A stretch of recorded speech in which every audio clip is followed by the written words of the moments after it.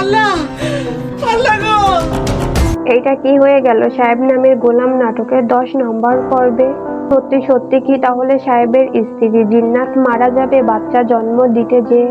অন্যদিকে মজিদ মেম্বারকে পুলিশ ধরে নিয়ে যাবে, তখন সাদিয়াও একা হয়ে যাবে। তাহলে কি আবার সাদিয়া আর সাহেবের সাথে বিয়ে হয়ে যাবে? তাহলে কি হতে চলেছে সাহেব নামের গোলাম নাটকের 11 নম্বর পর্বে?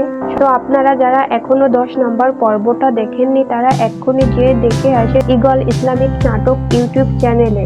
আর আপনারা অপেক্ষা করে আছেন যে সাহেব নামের গোলাম নাটকের 11 নম্বর পর্বটা কবে ও কোন চ্যানেলে আসবে, সেটা আপনাদের আজ জানিয়ে দিব আমাদের এই ভিডিওটার মাধ্যমে। আর আগে ছোট একটা রিকোয়েস্ট, আপনি যদি আমার এই চ্যানেলে নতুন দর্শক হয়ে থাকেন তো আমার চ্যানেলটা সাবস্ক্রাইব করে বেল আইকনটা বাজিয়ে দিবেন, যাতে অন্য কোনো নাটকের পরবর্তী আপডেট দেওয়ার সাথে সাথে আপনার কাছে নোটিফিকেশন চলে যায়। বন্ধুরা, আপনারা কি চান? আপনারা কি চান যে সাহেব আর সাদিয়া আবার এক হয়ে যায় ও তারা সুখে শান্তিতে ভালো থাকুক?